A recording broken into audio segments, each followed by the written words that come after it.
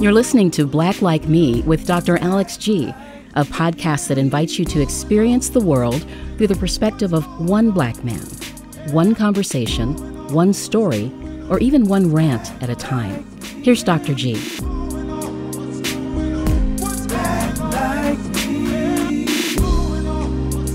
Hey, this is Dr. Alex G, and I want to welcome you to another episode of Black Like Me with Dr. Alex G. Listen, I am really excited today. I've got a tremendous show that's coming on, but the first thing I want to say is thank you to our podcast family. We just hit 5,000 unique downloads this week. We've only been on this podcast has only been live since early April, and we hit 5,000 unique downloads in 15 countries, most recently Japan and Argentina. And I am really excited about that. So continue to put the word out. And don't forget, you can look us up on our Facebook page on Dr. Alex G, or you can tweet out at me at Alex G Jr. and let me know either questions or responses to the show or topics you'd like me to cover on the show. Today, I'm continuing my discussions about fatherhood and the importance of fatherhood, and not just the sad, where the father's gone kind of show, but the joys of fatherhood. And I'm being joined by two colleagues who are just stellar examples of fatherhood. They're scholars, and I'm really lucky to have them on the show. My first guest is Dr. Chris Bass. I met Chris when he was finishing his graduate degrees here in Madison when he was attending the University of Wisconsin-Madison. He did his undergraduate degree at Clark Atlanta University, studied psychology, did his master's and his PhD here. He's a Badger from the University of Wisconsin-Madison. Really proud of him. We'll get into this a little bit more, but our daughters were born around the same time. We've done things together. We've been friends and colleagues for years. He's contributed to numerous articles and books. He's a researcher, and it's just fantastic. He's held faculty appointments on the campuses of Hampton University, Morehouse College, the University of Georgia, Oglethorpe University, and others. This man is brilliant, and he has consulted. He's worked with his own consulting firm, and he's just a gifted man. And I'm just glad that he's a part of our community and just helping to make our families healthy as well. Dr. Gerry White is also on the show today. And listen, this brother is equally impressive. He holds a bachelor's degree from Cal State University in Hayward. He holds an MSW from Clark in clinical and medical social work, and his PhD in social work administration policy and social sciences. I love the topic of his dissertation. His research is really on the factors that impact parental involvement in African-American unwed fathers. And just really intriguing.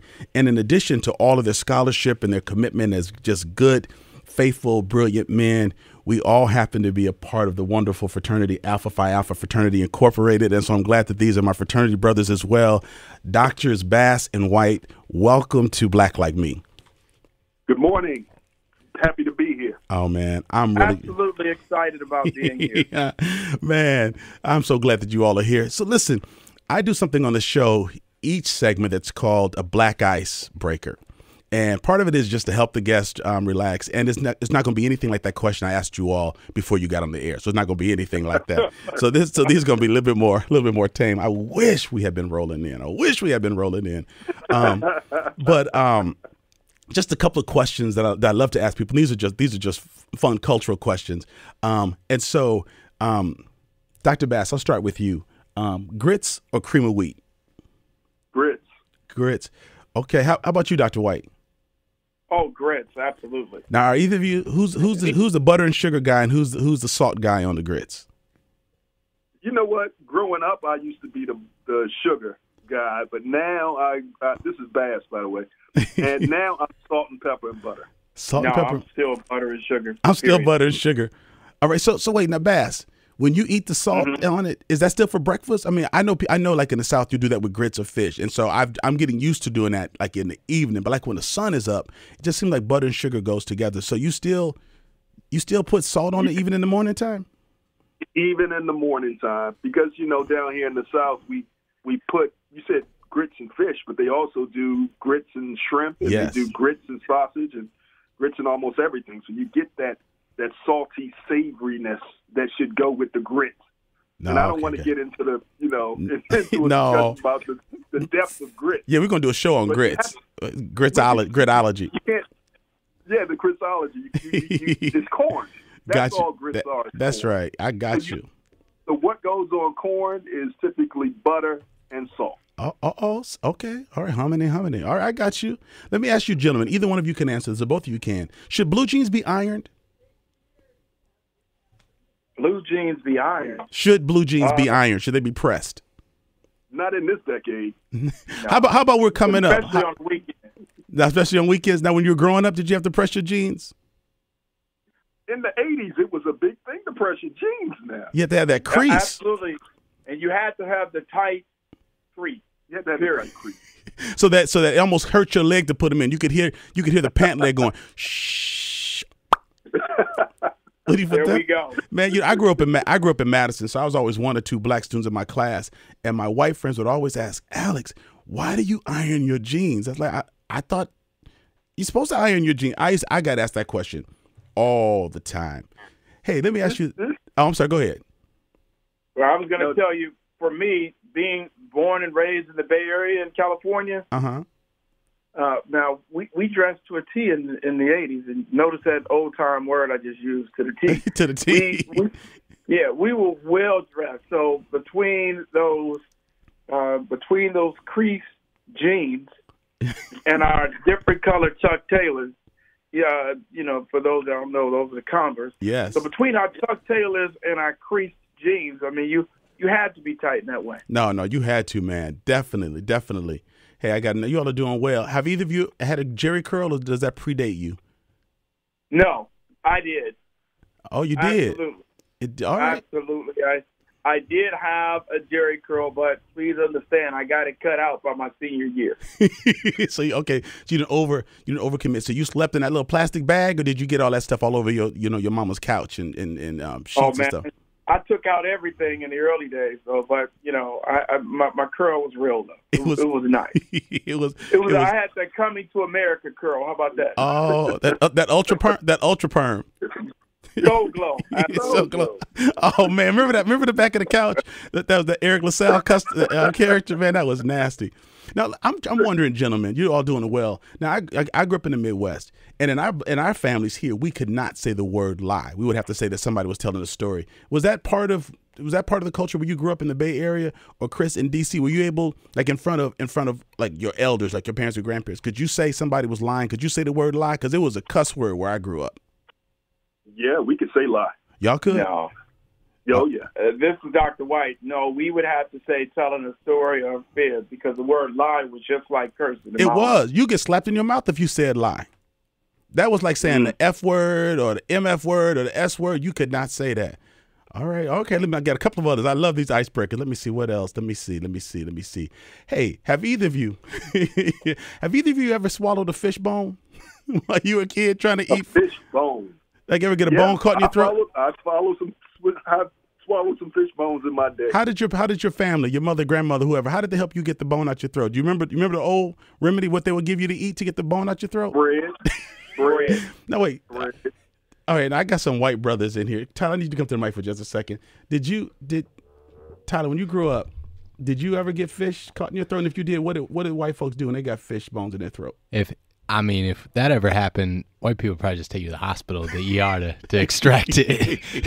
Who would never think about that? You never think about using a big piece of, was it Wonder Bread? Dr. White was like that big that white Wonder Bread. Man, anyway, I think that's good. That's some good iceberg. To me, I do this. It's funny because so many of our listeners are not African American, and they learn a lot about culture. But it's interesting. I mean, you said this yesterday, Dr. Bass. You're from the East Coast. Dr. White grew up in the Bay Area. I'm from the Midwest.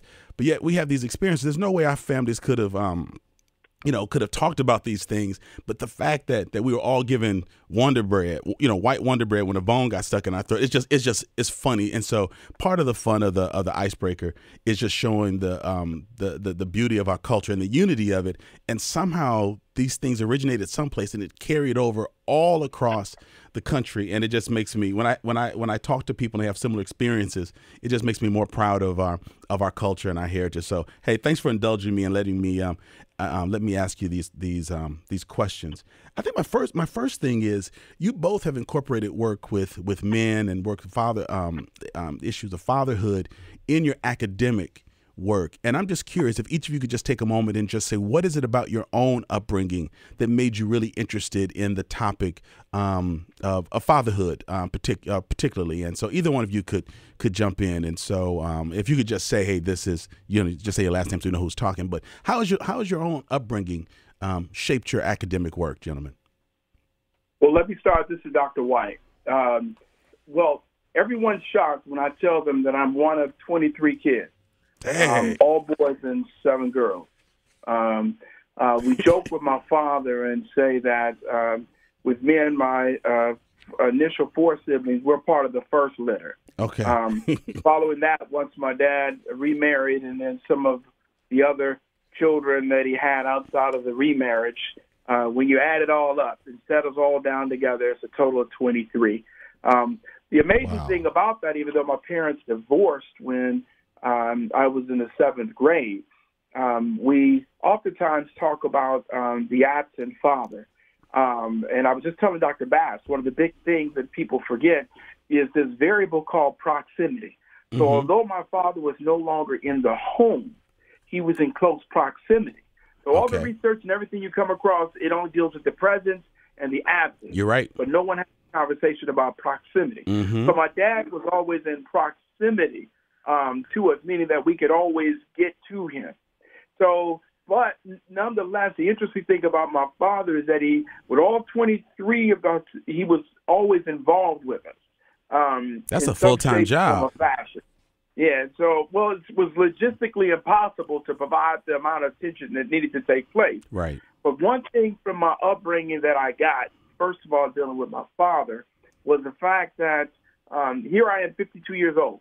And even today now, because we have an adult relationship, I went through a long period of time when I hated my dad, and if he left this earth, it wouldn't have mattered to me. Sure. But into my adulthood, one thing that he's always done from childhood and now even to adulthood, he always said, "I love you, son," or at 52 years old, still saying, "I love you, baby."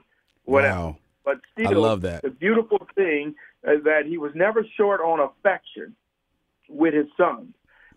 So for me, that carried on over into my research in terms of trying to understand father involvement. Now, a lot of my work evolves around restoring the family and strengthening the black family, but everything is around the straight perspective, and that comes from that piece. Now, the other thing about my upbringing also is that although my father was no longer in the home, in Richmond, California, the community that I grew up in, all my friends had 2-parent homes. Now, this was not this big middle-income home. This was a civil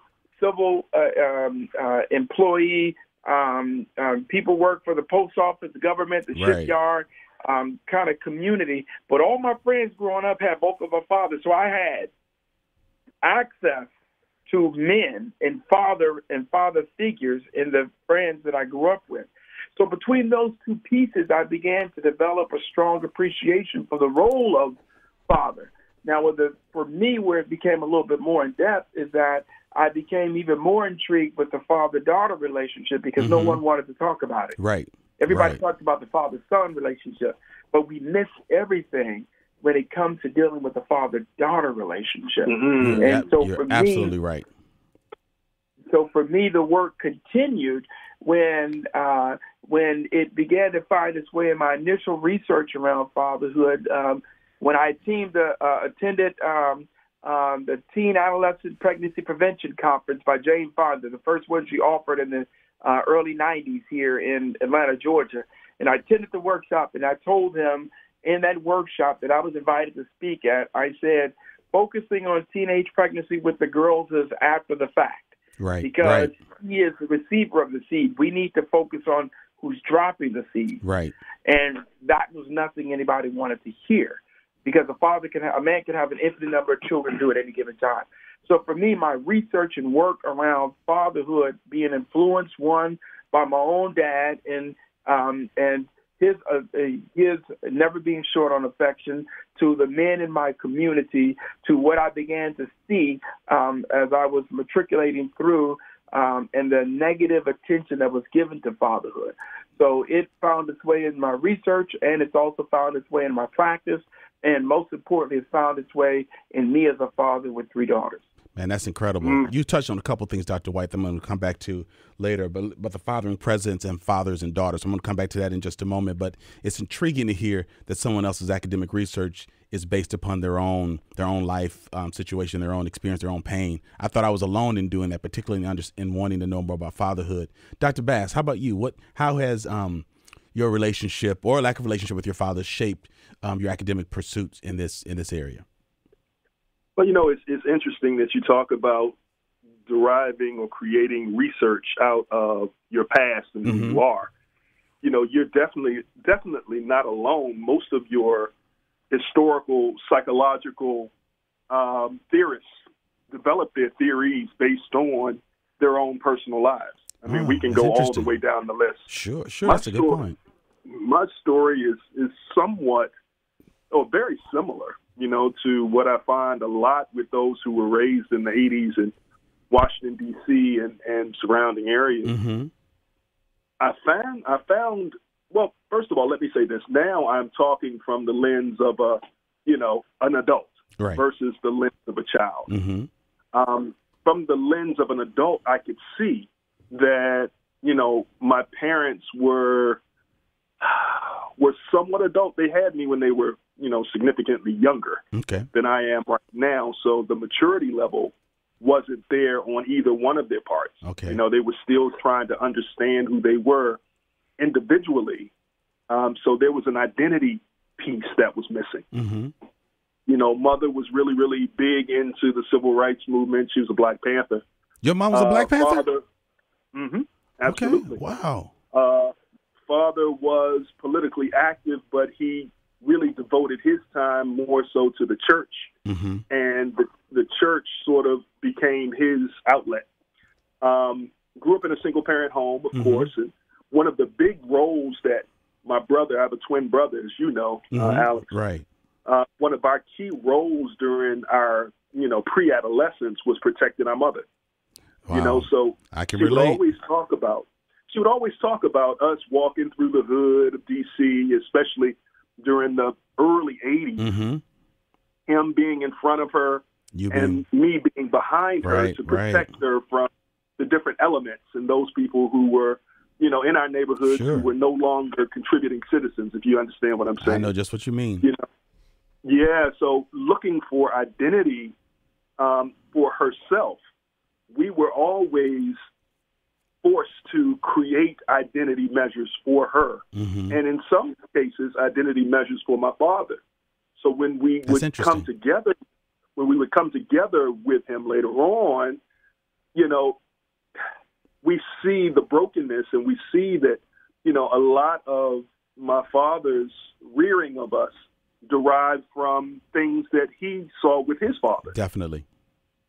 So you talk about generational curses, and that becomes one of the big things that we speak on often, especially in the Black church. Sure. We talk about generational curses and on and on and on and on. One thing that, my father really tried his best to do was to eliminate some of the generational curses that, had befallen upon him. Right. But again, for him to marry another person outside of my mother, and then that relationship not work, and then for him to remarry again, and that relationship not work, and then for him to remarry again, and that relationship not work. The purpose for doing those things was, number one, to create an identity for himself, but also to create an identity for us. So my academic pursuits initially started out around identity.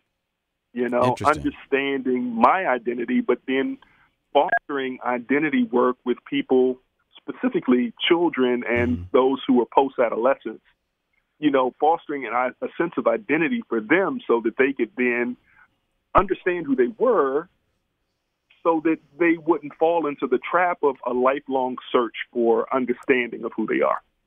When you go through life trying to understand who you are, most times what you'll find is that your answer to what other people tell you are. So if society tells you that you are a gangster, or if society tells you that you're nothing, or if society tells you that you're a deadbeat, or society tells you, fill in the blank. Right. Then if you don't know who you are, if you don't have a good grounding, then you will succumb to the lie. And that's what I call it, the great lie.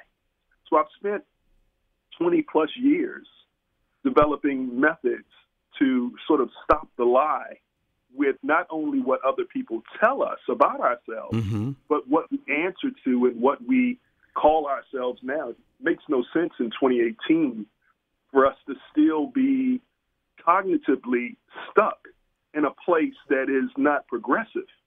So you look at the children in elementary school right now, and those kids in elementary school can recite a lot of the raps or a lot of the negative concepts easily. Why is that easily? Why is that? They're doing that because there's a lack of grounding in the concept of identity. Right. But I tell that long story to say it started off with identity and the lack of identity. It continues to answer to other people, and now my job as a psychologist is to sort of stop the thinking. And if you can control the thinking, you can control the behavior. You definitely can. Man, this is some powerful stuff. I forgot to say, Dr. Bass, when I was doing all the introductions, that you're also the second chair of my dissertation committee. And so you were there as I was presenting my research about the impact of fatherlessness on Black men. And so and that was in 2009. I can't believe that was almost 10 years ago, brother. But we've been really looking at these, at these issues. And what made me really intrigued about talking with both of you is that people often talk about the issues of fatherlessness, and those issues are important to understand. We've spent a great deal of our professional careers thinking about it, studying, writing about it, and probably our personal lives recovering from it. But today, I love the fact that we're talking about some of the joys of fatherhood. So I was wondering if each of you could just take a little moment and just, just a little bit of time. I know it's hard to do, but just a little bit of time, and just tell me a little bit about your children. Okay, I will start, and certainly I'll let Dr. Bass, this is Dr. White, I'll let Dr. Bass give me the sign when I go overboard. Sure. But certainly I have three daughters. All daughters. Wow. All daughters. The oldest one is Imani, which stands for faith.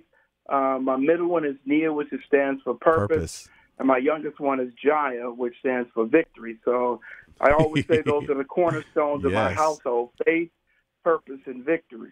My oldest daughter, Imani, just got her master's degree in public health and disaster management from Tulane University. Amazing. That's wonderful. After she graduated from Spelman College with her degree in biology. And so she went on there. My middle daughter, Nia, is currently now a junior at Texas A&M in College Station. Everyone says, what is she doing at Republican-centered Texas A&M? You just read my mind. There we go. And I'm going to tell you why. She's a posse scholar. She got a full ride. Everything covered. Enough said. The only thing we do is pay for the plane. That's a blessing. And the beautiful thing about Nia is that she's still kicking butt down there with those down there. She's getting adjusted to Texas and College Station. Sure. But she's maintaining at 3.8, 3.9 GPA going into her junior year. So we are definitely proud of Nia. Her middle name is Asada, which we named her after Asada Shakur, who is now remains in Cuba. But we named her after Asada Shakur as an activist to kind of speak that history into her. Our youngest daughter is Jaya. Jaya is now about to be a senior here in Atlanta, Georgia. She actually satisfied all her high school requirements this year. So she'll be doing dual enrollment right now. So we're excited, about my three daughters, and I put all that on my wife.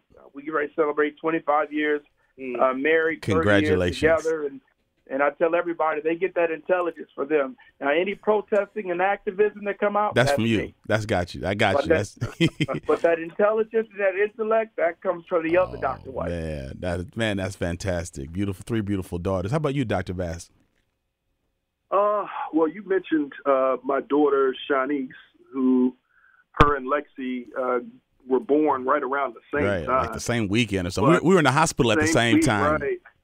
Yeah, amazing. They sent you all home because Roz wasn't. You guys, it was a false alarm or something. They sent you all home, but they kept us there the whole weekend. Right. So we went back to walking around the grocery stores trying to get her ready.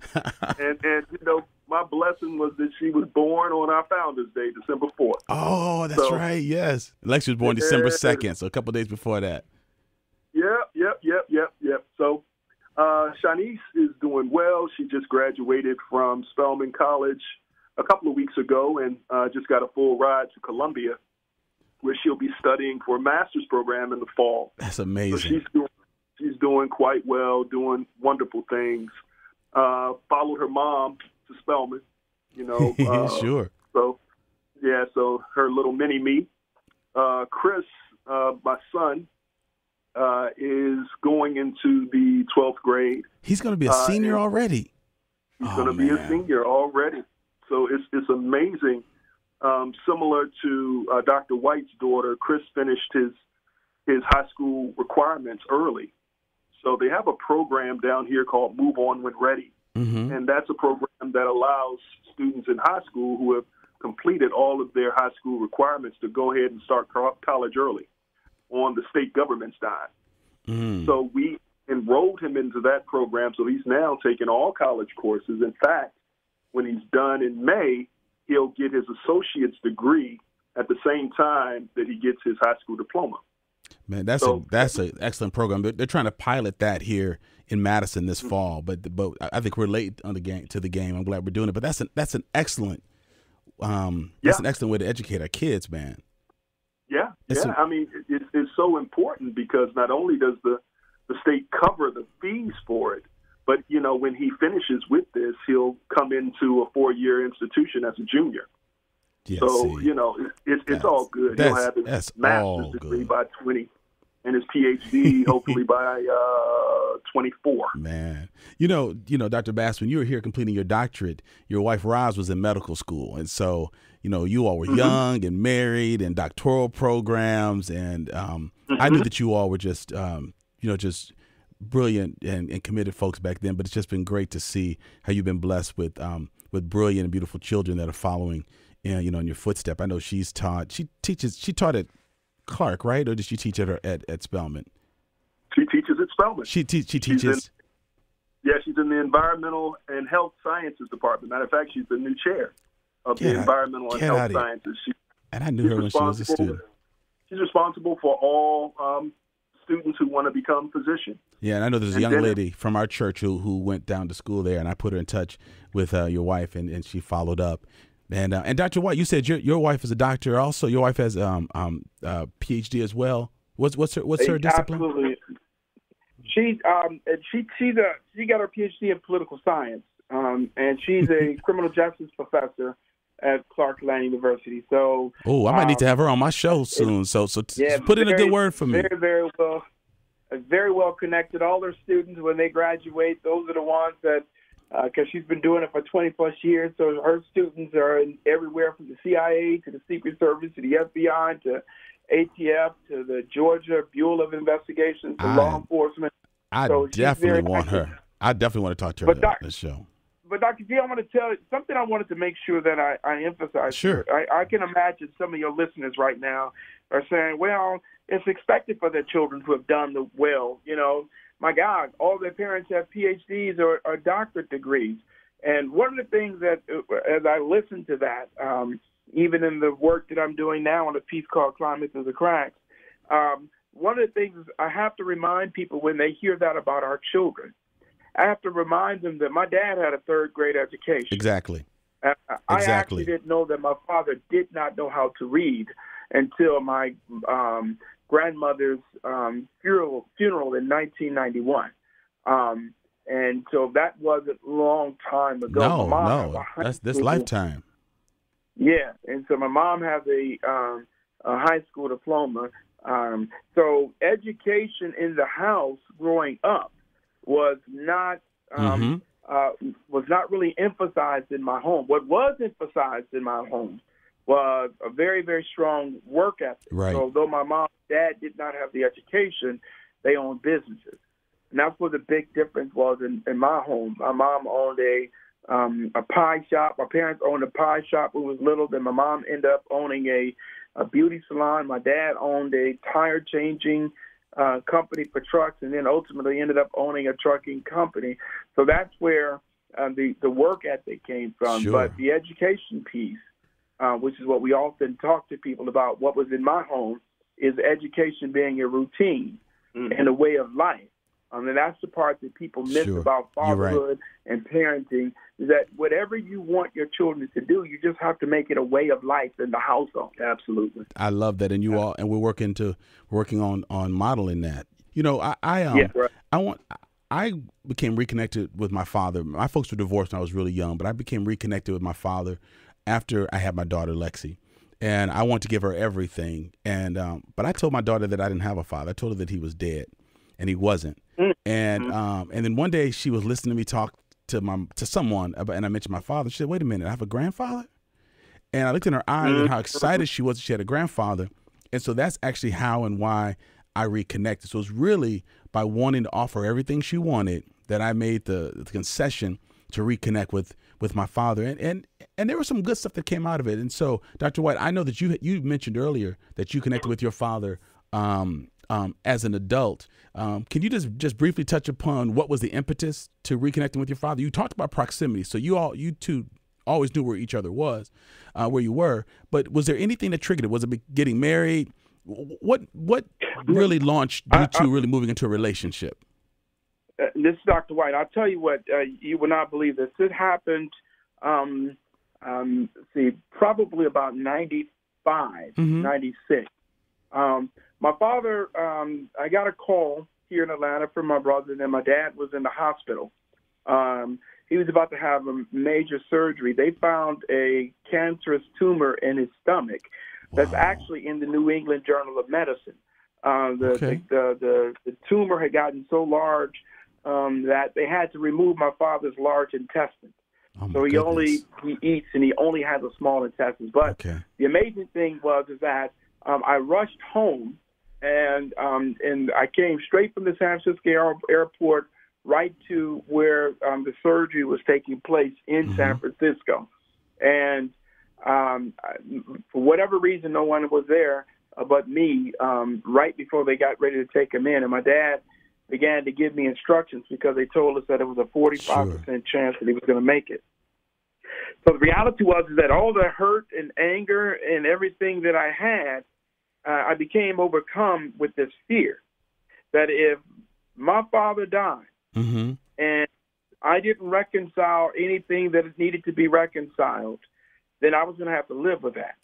Right. That's so true. So there I was standing over my father before they put him under. And in that moment, I said to him, Dad, he wanted to apologize. And I said, Dad, forget it. It's all forgiven. I don't hold anything. I let everything go. You let it go. Right there in that moment. Now, I will tell you this, though. Right before my father went under, what I share is that my dad began to explain to me that in the funeral, he wanted me to make arrangements, and I got angry. But what he said was, in the event some other people show up to the funeral saying that they are my children, I want you to know somebody put those kids on me. And I said, Dad, how in the hell can somebody put kids on you? Because he was putting stuff on other people. Yeah. So nonetheless, coming out of going into the surgery, I guess that was his making sure that wasn't no big surprise at the funeral. Because that can happen. That happens. No, my dad made it through the surgery okay. Of course, he didn't remember saying that before he went in. So I think it's 29 of us, to be honest with you, but we say 23. Just say 20, just to keep things safe. Just play it safe. 23 is a nice number. Yeah, just be conservative. There's 23 confirmed. But certainly that began our journey, and I literally let that go. It didn't come, Doc, without having some very sobering, concrete conversations you have to have because of domestic violence growing up. Sure. And, my dad would say things that he said he didn't remember about it. And I told him Jesus had 12 disciples for a reason. Those were witnesses. Right. And I said, God gave you these witnesses, so just in case you forget that, we remember it all. We were there. Man, yeah, that's powerful. But we got real good from there, though. No, man, that's Sunday, good. Every week now we talk. He says, "I love you, baby." I say, "I love you, Daddy." So that's our routine now. I love that angle of this conversation because I want men and women to know that it's not too late to reconcile. Dr. Bass, I want to talk to you. You and I have always talked about father-son relationships, but I noticed that we're all fathers of daughters, fathers of women, and I'm just curious. What do you know to be true that's imparted into Shanice's life or to our daughter's life, to Lexi's life, because strong fathers are involved? What are there's never any magic wand or crystal ball, but knowing your heart, knowing your research, what major fears that have we put to rest because we are fathers in the lives of young African American, beautiful and brilliant young African American women in this country? Well, one of the great things, and I talk a lot about identity, is recreating the narrative. Yes. The world will tell our daughters what a black man is. Yes. But we stand right in the home and show them the truth. Yeah. Love it. We show them that what they see and what they hear is just fantasy. So that's one of the biggest things that we give to our children, just the notion of being there in their lives all the time so that they can disrupt some of the negative lies that are put out there about us. Absolutely. And also about themselves. Now, Chris, Shanice has always been with you and Rosh. She's grown up in your home. Do you think our daughters understand that there's a difference between their experience and their perceptions, between their own and those of their friends who have grown up without a father figure or a strong male presence in their lives? Do you think our daughters are aware of the difference or the benefit that they've gotten, or are they still coming into that? Well, earlier on I talked about two different views. I talked about the childhood view or lens, and I talked about also the difference between that and the adult lens. Sure. As our children, all of our children, move from the adolescent lens, which really stops at about 23, 24, into the adult lens, they're able to decipher, again, what was real and what was not. Now, surely my daughter, came across people who didn't have a father in the home. Sure. And she, sort of rented me out, if you will. Mm-hmm. So I know exactly what you mean. Father. Yeah, not only became her father, but, the father figure of her friends who didn't have fathers in the home. And, a lot of Lexi's friends called me dad growing up in the and they didn't all look like her either. All three of us can share that. Mm-hmm. Yeah. So I know she was keenly aware, sure, of our relationship and the importance of having me in her life and, me in the lives of her friends. Yes. Absolutely. Yes. Two more things I want to hit on, gentlemen. And listen, I'm just telling you all right now, I'm going to need to have you both on because I've been wanting to have this reoccurring segment where we're talking about fatherhood and fatherlessness and maybe even interacting sometimes with younger dads or addressing questions they have. So just know I need to have you all back. But a couple things I want to talk about. One, if we could just touch briefly on a phenomenon that I touched upon, and Dr. Bass, you'll remember this during my dissertation or the review, is that when we talk about fatherlessness now, I think we're talking about the absence of not only fathers but father figures. But Dr. White alluded to the fact that there were uncles or other father figures around through the church, coaches, teachers. I think the phenomenon we're dealing with now is not that mothers may not be married to the fathers of their children, because in some ways that's not brand new. But with the onset of mass incarceration and fathers, grandfathers, and the grandson are all in prison together, I think that there's a loss of a fathering presence.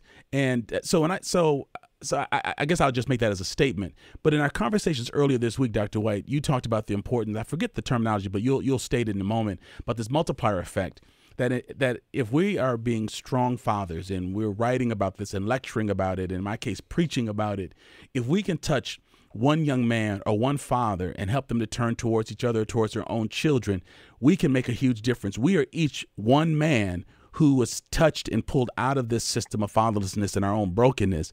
And so I guess what I'm stating is what I want to see more of in our community are men giving attention to children who are not their own, the mentoring and the things that we're doing. But could you just take a moment, Dr. White, and talk about just the benefit of just touching that one young boy, that young lady, by being a strong fathering figure? Yeah, and this is Dr. White. I think the piece that I was referring to is in our organization, Let Us Make Man, a gathered to reclaim Black manhood. Mm-hmm. Our motto is that if we can just save one. Right. And so in my regard, because I always say that the Black family is my ministry, we say if I can save one family, one father, it has multiple generational implications. That means that if I can create a healthy man, yes, then he will then have a healthy impact on his children and his family. But there's something I want to make sure that I touch on within this process, and that is understanding that fathers are not as absent as we make, as society makes them out to be. Come on, that's what I wanted you to touch upon. So one of the challenges that we run into is that we've been socially shaped to accept that narrative. And here's what I mean. I argue that the new don't ask, don't tell policy is that we won't ask a child. We'll ask a child, where's your mother? And everyone's fine with it. But if you go to a school and ask the child, where's your father? Everyone looks at you as if you said something politically incorrect. Mm-hmm. The same thing when it comes to working with mothers who are trying to get their sons involved in mentoring programs. We don't ask, well, where's his father? Or the new don't ask, don't tell piece will say that we will not have a follow-up. So when a mother says, oh, he's nowhere around, and then we continue to move to what I'm challenging from a strengths perspective is that we've got to say, well, where is he? Mm-hmm. Because I love mentors, and I love if my children have mentors. Some of my frat brothers or my daughters call them uncles, and they will go to them about certain things that they don't want to come to me about. So we'll talk about the importance of a healthy circle in a moment. But the big piece about this that we have to understand about fathering and the presence is that if the mother, if he's one, not in jail, two, if he doesn't have any significant mental health issues that makes him a danger. Number three, if there's no substance abuse issues. Right. Number four, if there are no matters of domestic violence. Exactly. That we may be dealing with someone who can be converted. You ready for this? Come on. To an individual with great worth. So to convert ungenerous personalities into individuals of great worth, you recognize that. And so that's fantastic. That is some of what we have to begin to do, that give me a father who's disconnected and that his greatest fault is that it's a broken brother who fell in love with a broken woman and they produced a broken child. Which happens a lot. So give me that one. So while we're doing the mentoring work, there's also the challenge of converting that individual to an individual of great worth. And so for me, that work around fatherhood and the implications of when we can impact one is going to have multiple generational implications when we can then put that father in a community and in a circle with other men that will hold him accountable, which is the piece that we need to do. That also means that for some of the mothers, we have to say to them, if you tell me that the daddy ain't worth nothing, and I say to you, if we can make him worth something. But unfortunately, you may have some that say he can never be fixed, but he was worth something at one point, at least for 2 seconds. Right. That one Friday night. And so, so whatever it is, it needs to be done, because the reality is oftentimes that fathers and mothers are in denial that when you have a child, you're connected for life. Right. You can't just brush that aside. One of my benefits in my life is that my mother never spoke ill of my father. He was domestically violent. That's why she left with me. But so when it was time for me to make a decision to begin reconciling with him to the best of my ability at that point, I did not have to overcome words she put inside me. I was dealing with my own anger of his absence, but she never belittled him or talked about him. He had a limited education, had a whole lot of issues, kids before her, kids after us. But she did not talk him down, so that when it was time for me to reconnect with him, it was only my stuff I brought to the table and hers. I mean, I'm sorry, it's my stuff and not hers. And that made the process a little bit easier. And so I love what you're saying, Dr. White, because we start playing these narratives. We begin thinking, well, you have, black fathers don't care. They're not in their lives. And there's a new narrative also that there's no black middle class. And so every child is at risk. And if we don't ask where the father is and don't try to do what I mentioned in my dissertation, my research is a dual generational approach. You've got to get some boys some support and healing, and young ladies too, from fatherlessness. But there's something that happened in that father's life. So when my father and I began reconnecting, he talked to me about his father being physically abusive, and the mom left him with 8 beautiful kids, and they were raised alone with their father. But he began to explain the scenario and the situation. It didn't excuse what he had done, but he told me that when they broke up, he moved his father back into his apartment where we had lived with him, and he hated his father. So for him to move someone he hates into his home was telling me he was lonely, was trying to fill that void. Now, although he could never apologize enough for being absent, the fact that his brokenness was around his family and not around me was extremely helpful in my healing process. And so, oh my goodness, listen, you all, I'm sorry, you about to say something, Dr. Bass? You could say something before I wind us up, unfortunately, but please go ahead.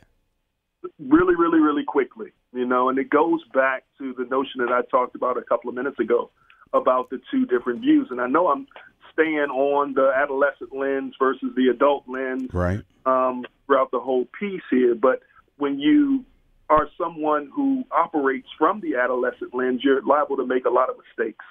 Good point. So when you talk about the notion of trying to reconnect with your father based on feelings of abandonment, when you talk about creating your own narrative around who your father is based on, lack or what have you, then that's operating from, a place that's not the truth. Sure. The truth is that whoever our fathers are, they did the best they could. That's very true. With what they had at that moment, which may not have been the adult mind. When my father and I began to deconstruct all of the lies and all of the ignorance that I had welling up in me, I blame my father for my own sexual abuse. He didn't abuse me, but I blamed him for not being there to protect you. See what I mean? Now, sure. had he known that was going on, of course he would have done everything in his power to correct me or protect me. But my point is this: we have to begin to look at the truth when we start to look and judge our father figures or our fathers, people in the home, and combating the family lies and all of that stuff. We have to begin to approach it from a truthful narrative versus the lies that we create, because the adolescent brain is full of lies and cover-ups and things that make sense from a fantasy level. You know what, Chris, that's powerful. That's because we don't hear that narrative. And you're right. As my father and I reconnected, because Lexi wanted a grandfather, so I invited him up for Christmas, and we had some good conversations. I thought, what must America have been like in the late 50s? You have a 3rd grade education. You're functionally illiterate. You grew up in a home where your father beat the crap out your mom. She leaves. You grew up hating women and hating people who you believe can love you. And I think about how tough America can be today for black men who are we're homeowners, professionals. We hold faculty positions, adjunct positions, and we still are concerned about being pulled over by the police or glass ceilings or with all of our degrees, still understanding that white men with a bachelor's degree might actually rival our salary.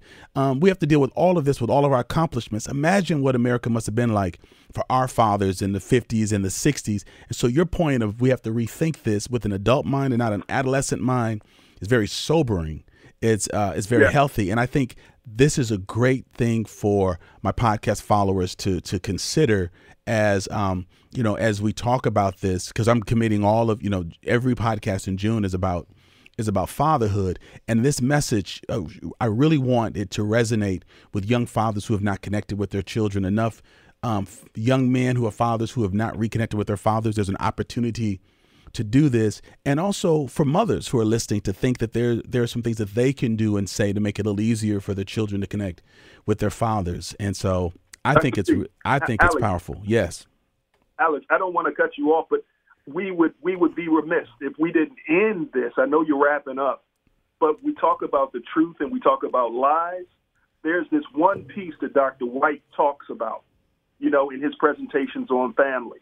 And it's so important to, just sort of end with this piece. When we talk about the lies and we talk about the truth, one lie that's constantly been told is that the black father is not present in the home. The black father didn't participate in the up-rearing or what have you. There's this painting that Dr. White always referenced. And he talks about it, and I'll let Dr. White talk about it, the painting with the... No, it's just a painting, and I'll give it to you for your podcast notes, but it's a great painting dealing with the end of the Civil War. It has a father who was on a horse. He's got the mother and the mother and the infant on the back of the horse. He's got his young child on the front of the horse. The father's looking ahead, the child is looking down, and the mother's looking back. But yet they're all moving in the same direction. And it's what I always say about the challenges and the reality of the beauty of the black family is that oftentimes we may find ourselves looking in different from different perspectives, but as long as we're all moving in the same direction, it moves us towards a point of being healthy. Amen. Listen, gentlemen, can you give me your word that you'll come back on sometime so we can continue our discussion, our commentary on fatherhood and the pressures, impeding good fatherhood? I think that it's not possible to cover everything in one podcast, but I would love to bring you back from time to time just to continue this discussion, because I know young fathers, young African-American fathers who are going to be listening and really learning because they don't have access to this kind of information. So can I have you both on again sometime? Absolutely. Of course. Man, I love it. So listen, I appreciate these gentlemen, these scholars and faculty members and researchers. My special guests have been Dr. Chris Bass and Dr. Gerry White. I appreciate these men, not only as scholars and thinkers and researchers, but I'm proud fathers of children, proud fathers of their daughters. I love the pride in their voices as they talked about what their children were doing, because they had space to brag on their children and their spouses, rightfully so. Hey, for all of our friends who are out there, help us to continue to get this word out. Retweet it, repost it, share it. You can tweet out at me at Alex G. Jr. You can find our show and you can subscribe to it on iTunes and Spotify. Android users, all you have to do is type Black Like Me Podcast in your Google search, and it'll bring it up so that you can listen to it and so that you can also subscribe. And so, as always, we want you to remember that it's important to listen, to learn, and to live better. Thank you again for being part of the Black Like Me with Dr. Alex G podcast.